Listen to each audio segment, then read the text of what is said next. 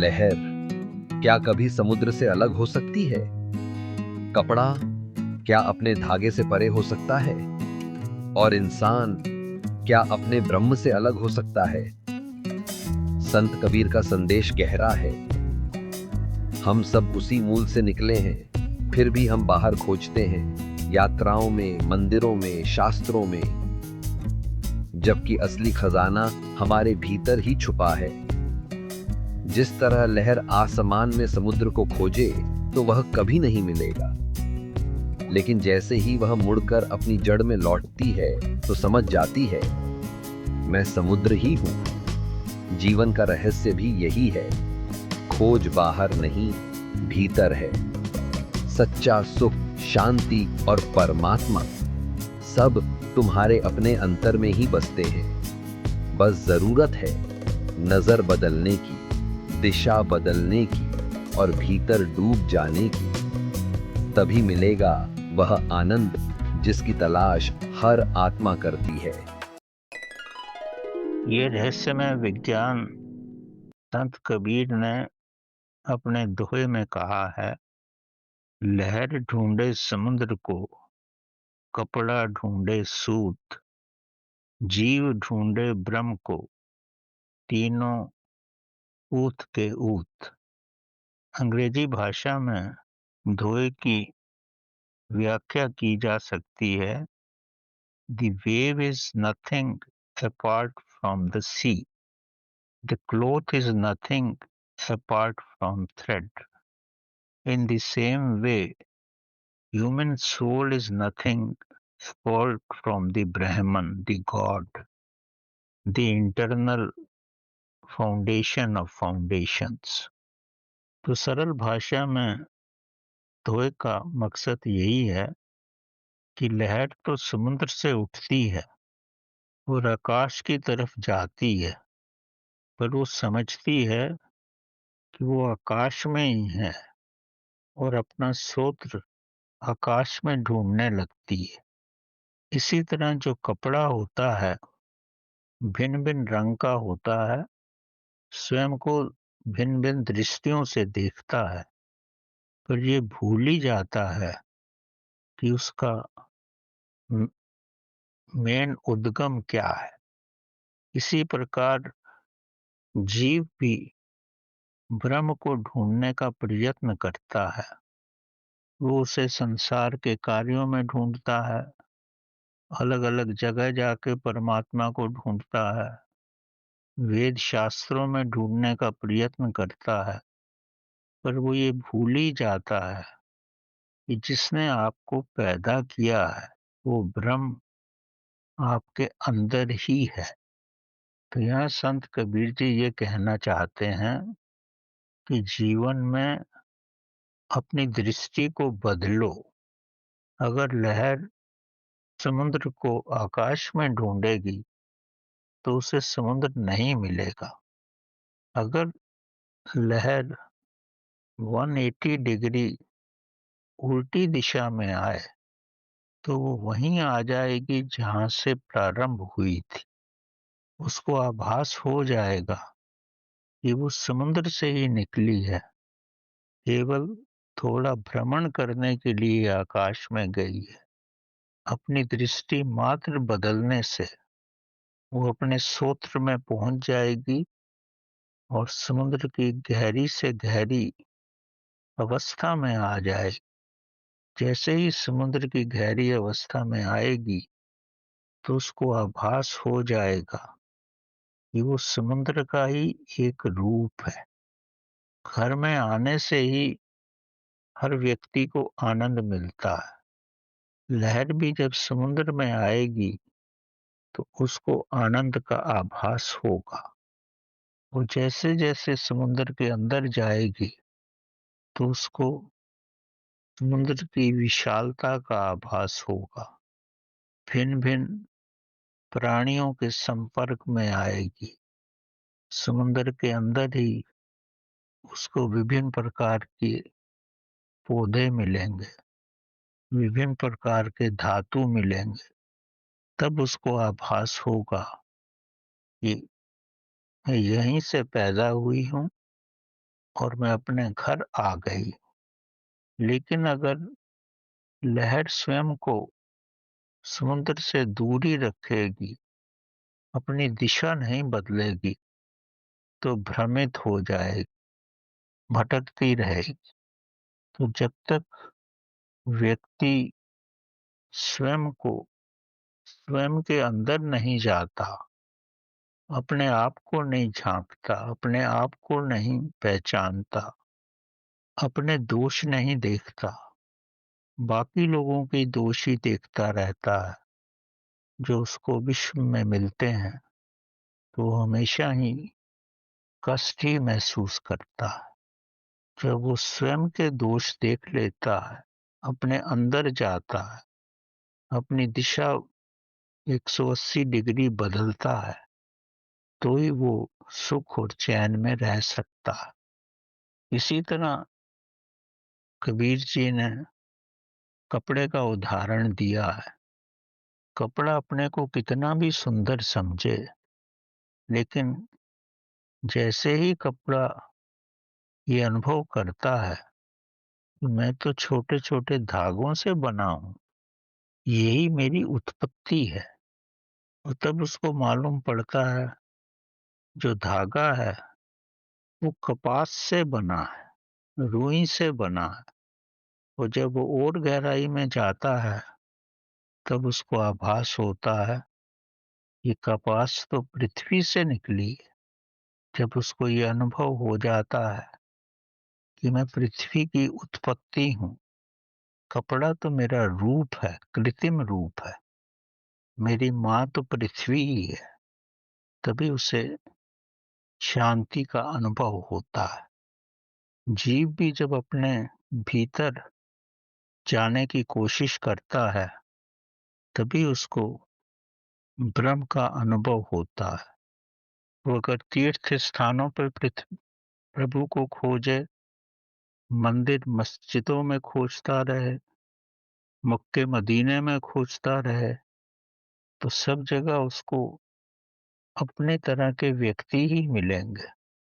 स्वयं का आभास नहीं होगा, प्रभु से मिलन नहीं होगा, क्योंकि जिसने उसको पैदा किया है वो उसके अंदर ही है। केवल दिशा मात्र के बदलने से वो सृष्टि के रहस्य को समझ सकता है। जैसे हमारे अंदर कोई भी बीमारी आती है, हमारे शरीर से ही उसकी उत्पत्ति होती है, लेकिन हम उसका इलाज बाहर ही ढूंढते हैं। वैद्यों के पास जाते हैं, डॉक्टरों के पास जाते हैं, पर हम ये भूल ही जाते हैं कि हमारी बीमारी हमारे स्वयं के अंदर से पैदा हुई है, और स्वयं के अंदर जो बीमारी पैदा हुई है वो हमारे खान पान से ही पैदा हुई है। हमने कुछ गलत खा लिया होगा, गलत हमारा जीवन होगा, हम अपने अंदर नहीं जाते। जो व्यक्ति अपनी बीमारियों का इलाज करने में अपने स्वयं के अंदर जाता है, उपवास रखता है, भोजन की पद्धति को बदलता है, स्वच्छ खाने लगता है, तो अक्सर देखा गया है उसका शरीर स्वयं ही उसको ठीक कर देता है। लेकिन इस सब के लिए मन में शांति चाहिए, प्रयास करना चाहिए, स्वयं को समझना चाहिए ऐसा क्यों हुआ है, तब वो थोड़े ही वक्त में अपने को स्वस्थ करने में सक्षम हो जाता। अन्यथा रासायनिक पदार्थ खा कर स्वयं को और भी बीमार कर सकता। जब व्यक्ति वृद्ध हो जाता है, तो अक्सर उसको कुछ ना कुछ शारीरिक समस्या रहती है।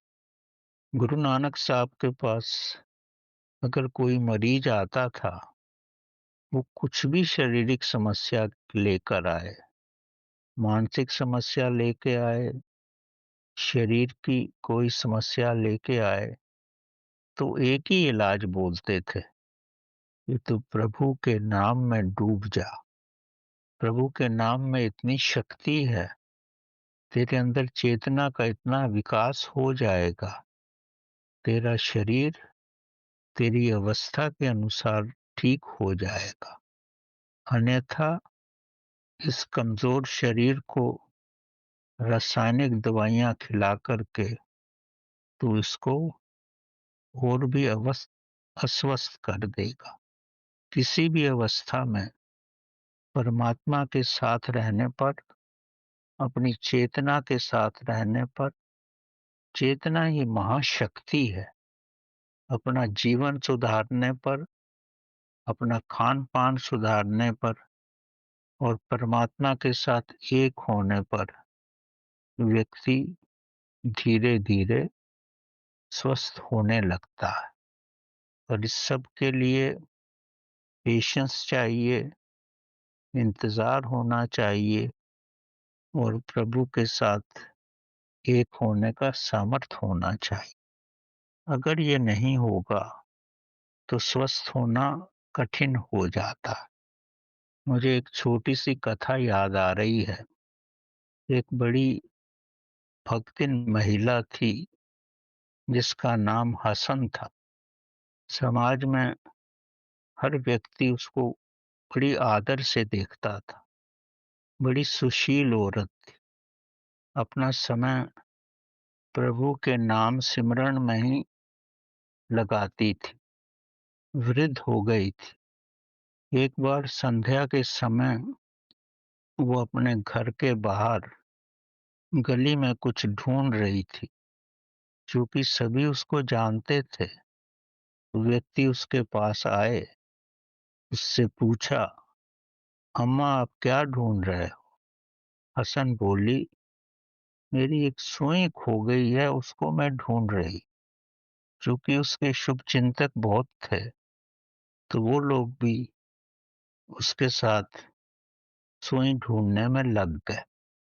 काफी देर तक ढूंढते रहे। सुई तो वैसे ही बहुत छोटी होती है, किसी को भी नहीं मिली और थोड़ा थोड़ा अंधकार भी होने लगा।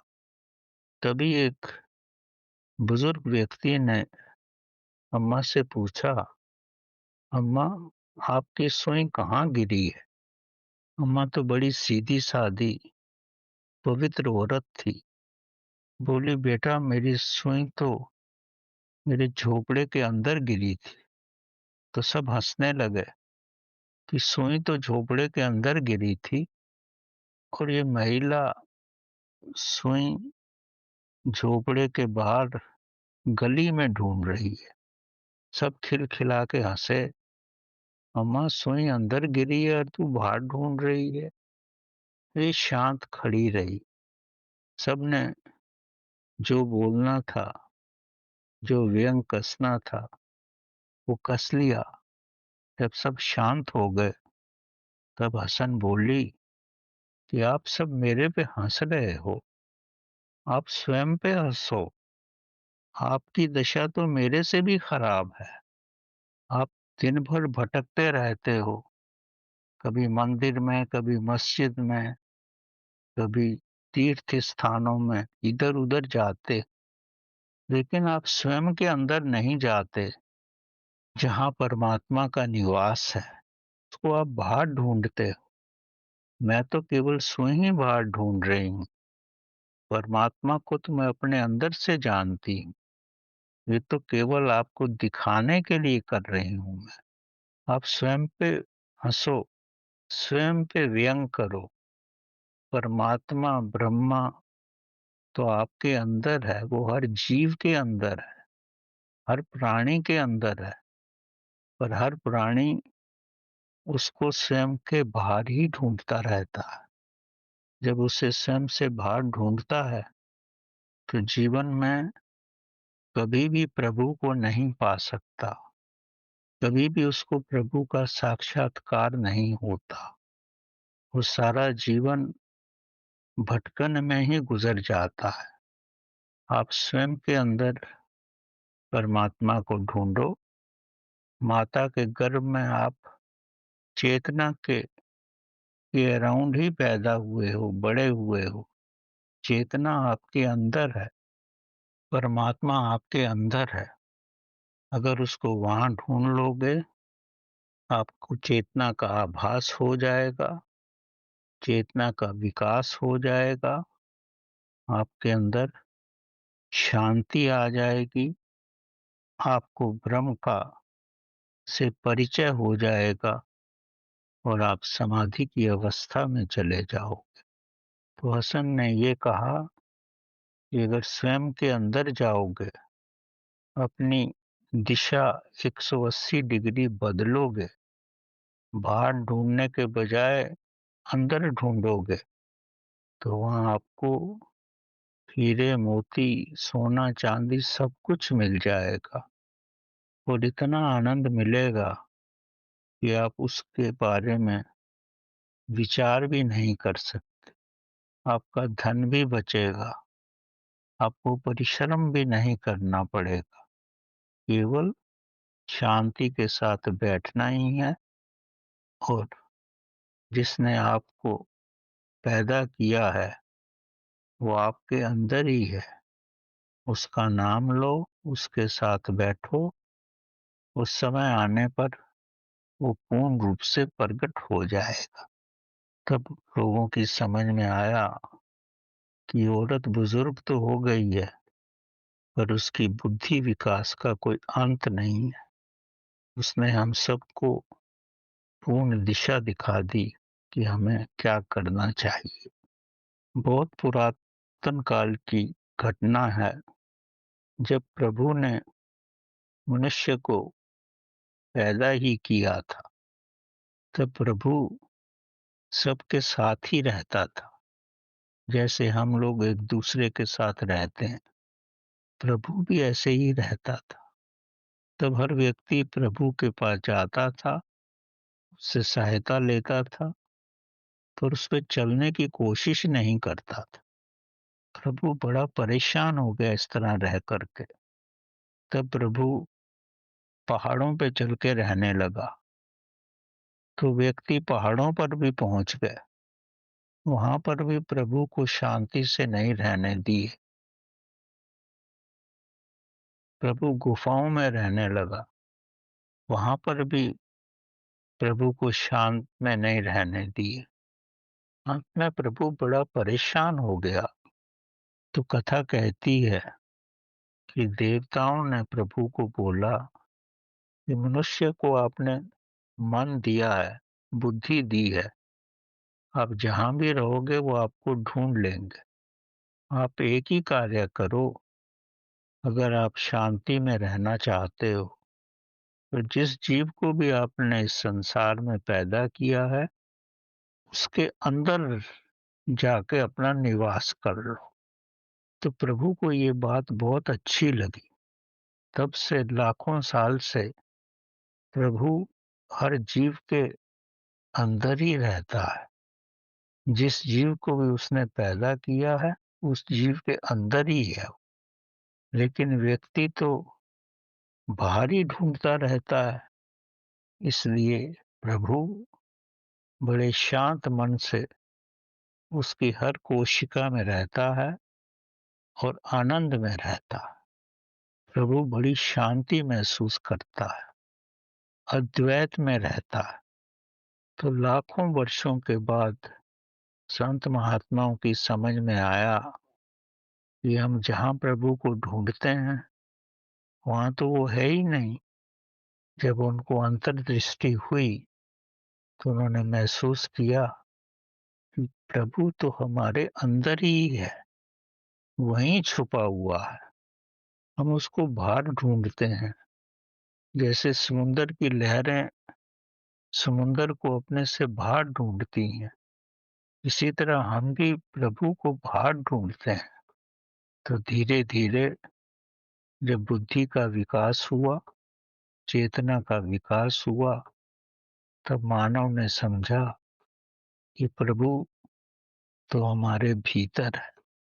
तब ध्यान की पद्धति विकसित हुई, भक्ति का विकास हुआ और जो चेतना हर एक कोशिका में थी, जो प्रभु हर एक कोशिका में था, ध्यान मात्र से ही वो प्रकाश की धारा में प्रकट हुआ व्यक्ति के स्पाइनल कॉर्ड में।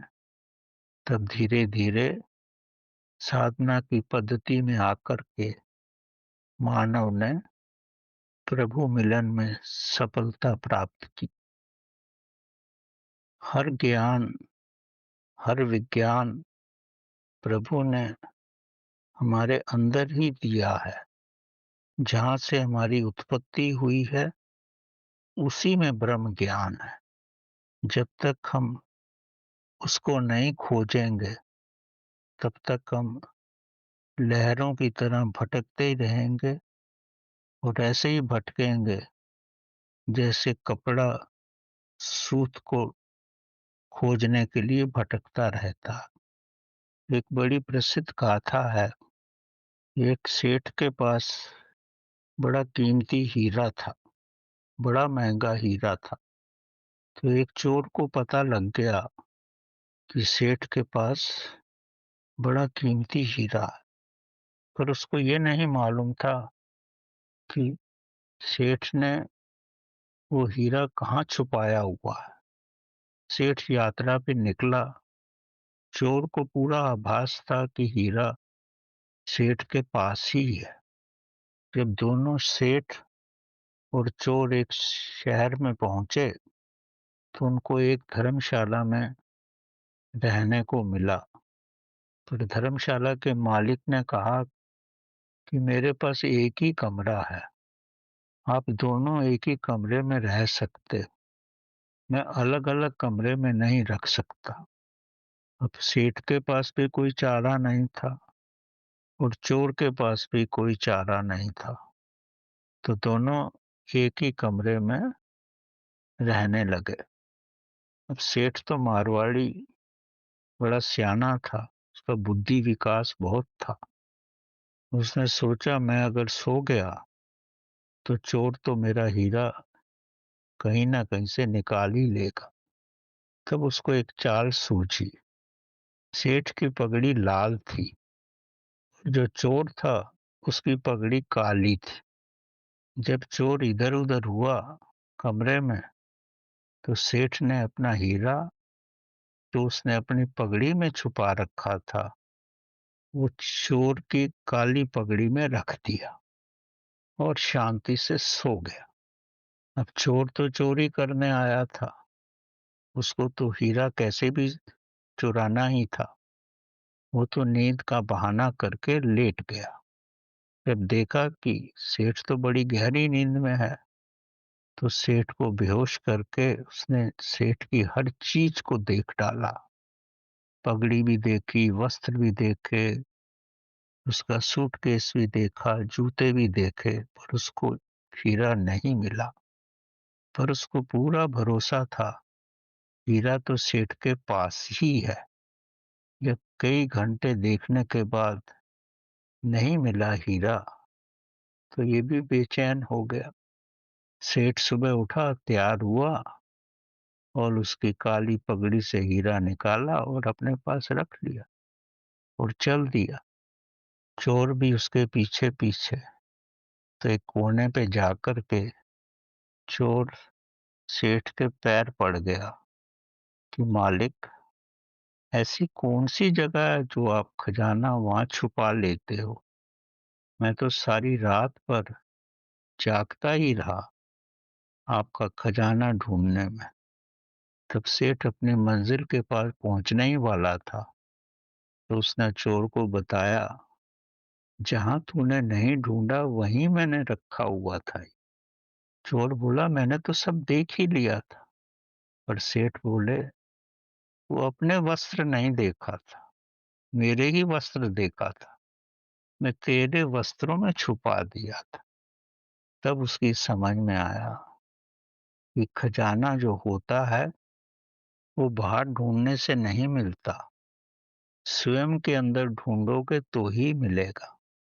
तो इन कथाओं का मकसद इतना ही है कि बाहर ढूंढने से नहीं मिलता, चाहे आप परमात्मा को ढूंढते हो या खजाने को ढूँढते हो या अपने स्वास्थ्य को ढूँढते हो, कुछ भी जो ढूँढते हो, वो बाहर नहीं मिलेगा। मिलेगा तो आपको स्वयं के अंदर ही मिलेगा। परमात्मा भी आपके स्वयं के अंदर अनंत नाद के रूप में है, आपके अंदर एक रूप में है, ड्युअलिटी में नहीं है। आप उसको 2 आँखों से देखते हो। एक आँख से देखो, वो अद्वैत है, आपको मिल जाएगा। जब जनक को ज्ञान हुआ, तो वो अष्टावक्र से बोले, मेरे को तो ऐसा आभास हो रहा है कि जो शक्ति मेरे अंदर है, वही आपके अंदर है, वही सबके अंदर है। मेरे को कुछ फ़र्क ही नहीं नज़र आ रहा। जब अष्टावक्र ने बताया, अगर व्यक्ति अद्वैत में आ जाए, तो प्रभु तो सभी जगह है। उसको प्रभु हर रूप में दिखाई पड़ने लगता है। प्रभु हमारे समक्ष है। अद्वैत का मतलब है शून्य। आप शून्य अवस्था में आ जाओ, तो हर तरफ से प्रभु ही दिखेगा। चूँकि हम शून्य अवस्था में नहीं हैं, अपने विचारों में हैं, अपनी भावनाओं में हैं, अपने कर्मों में हैं, तो इसलिए प्रभु हमें नहीं दिखता। अगर समुद्र को भी देखो, उसमें पानी है। पानी क्या है? हाइड्रोजन और ऑक्सीजन ही तो है। हाइड्रोजन और ऑक्सीजन तो ब्रह्मांड में है। पानी भी ब्रह्मांड का ही दूसरा रूप है। जहाँ परमात्मा हाइड्रोजन और ऑक्सीजन के रूप में ब्रह्मांड में है, वही समुद्र में पानी के रूप में है। परमात्मा अद्वैत है, हर जगह एक ही रूप है उसका। धागा कपास से आता है, कपास पृथ्वी से उगती है, पृथ्वी में भी पानी है, पृथ्वी में भी ब्रह्मांड की आत्मिक आध्यात्मिक शक्ति है। तो सब कुछ अद्वैत ही है, सब एक ही है। जब व्यक्ति इस अवस्था में आ जाता है, अपने भीतर झाँकने लगता है, एकांत में रहता है, स्थित प्रज्ञ होकर रहता है। स्थित प्रज्ञा क्या है? अद्वैत की अवस्था है, वही परमात्मा है। लहरों को बाहर ढूँढने की ज़रूरत नहीं है, समुद्र में ही उसको परमात्मा मिल जाएगा। खजाने को बाहर ढूँढने की ज़रूरत नहीं है, अपने अंदर ही देखो। चोर अपने पगड़ी में देखता तो उसको सब मिल जाता। जैसे हसन अपने भीतर ही देखती थी, वो कहीं तीर्थ स्थानों पर नहीं जाती थी, उसको अपने भीतर ही परमात्मा के दर्शन हो जाते थे। यही एक महान अवस्था है। हम जो भी अन्न ग्रहण करते हैं या जो भी वस्त्र पहनते हैं, सब पृथ्वी से ही तो आता है। वो सब पानी, वायु और पृथ्वी का ही रूप है। हम सब एक ही भोजन करते हैं, एक ही हवा में सांस लेते हैं। हम सब एक ही हैं। अगर एक दूसरे को देख कर के हमको ये लगे कि ये मेरा ही रूप है, अंतर कहाँ पर है? कहीं पर भी अंतर नहीं, केवल हमारी दृष्टि में अंतर है। हमारे विकारों की वजह से हमें सब कुछ दो दिखता है। हमें ये मालूम पड़ता है कि वो अलग है मेरे से, मैं अलग हूँ।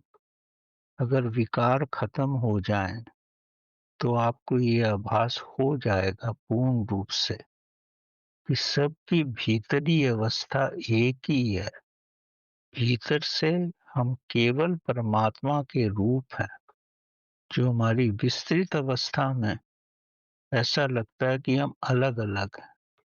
अगर आप किसी दूसरे को कष्ट देते हो, तो ये समझो कि आप स्वयं को ही कष्ट दे रहे हैं, क्योंकि आप में और दूसरे में क्या फ़र्क है? कुछ भी फ़र्क नहीं। वही आत्मा उसके अंदर है, वही आत्मा आपके अंदर है। वही भोजन आप करते हो, पानी पीते हो, वायु में सांस लेते हो, कुछ भी तो फर्क नहीं। केवल फर्क है, एक में आत्मा का विकास ज्यादा हो गया है, एक में आत्मा का विकास कम हुआ है। बस यही लेश मात्र अंतर है। अगर हम ये समझें कि केवल हमारी चेतना के विकास का ही अंतर है, इसके अलावा कुछ भी अंतर नहीं है, तब हम किसी को भी घृणा नहीं कर सकते, किसी को स्वयं से अलग नहीं समझ सकते, और हमको ये पूर्ण रूप से आभास हो जाएगा कि सारा संसार, सारा विश्व एक ही शक्ति से आया है। एक ही शक्ति से वायु भी पैदा हुई है, अग्नि भी पैदा हुई है, जल भी उसी शक्ति से है, और इन सबके मिश्रण से ही भिन्न भिन्न आकृतियां बनती हैं। उसका हम प्रयोग करते हैं, अपनी सुख सुविधा के लिए उसके अनुसार ही रहना शुरू करते हैं। तो वास्तव में ये सब शून्य से ही आई हैं और शून्य में ही विलीन हो जाएंगी। अगर हम स्वयं के अंदर शून्यता पैदा कर लें, स्वयं के अंदर पास की पोखरी बन जाए, तो हमारे अंदर परमात्मा का स्वर बजने लगेगा, और तब हमको पूर्ण आभास हो जाएगा कि हम उस परमात्मा का ही रूप है। केवल स्वयं के अंदर शून्यता लानी है, विचारों की शून्यता, विकारों की शून्यता और श्वासों की शून्यता। जब शून्यता हो जाएगी तो हमारी इच्छाएं सब खत्म हो जाएंगी, हम डिजायर लेस हो जाए, हम चॉइस लेस हो जाएंगे। जब ये अवस्था आ जाएगी तो हम परमात्मा का रूप हो जाएंगे, और हम में और परमात्मा में कोई भी अंतर नहीं रहेगा। हम अद्वैत हो जाएं। जैसा परमात्मा अद्वैत में रहकर सुख महसूस करता है, हम भी अद्वैत में रहकर ही आनंद का अनुभव करेंगे। कष्ट सब ड्युअलिटी में होता है, अद्वैत में रह कर के कोई भी कष्ट नहीं। आप अकेले में रहो कोई कष्ट नहीं, अद्वैत में रहो कोई कष्ट नहीं, शून्यता में रहो कोई कष्ट नहीं है, क्योंकि यही परमात्मा की अवस्था है। और यहीं से हम हमारा उद्गम हुआ है, जहाँ से हमारा उद्गम हुआ है, और वैसे ही अगर हम रहेंगे तो हम कष्टों से बहुत दूर हो जाएंगे। उद्गम हमारा परमात्मा से हुआ है, और परमात्मा में ही अगर हम निवास करने लगेंगे तो हमारा जीवन हर रूप में संपन्न होगा।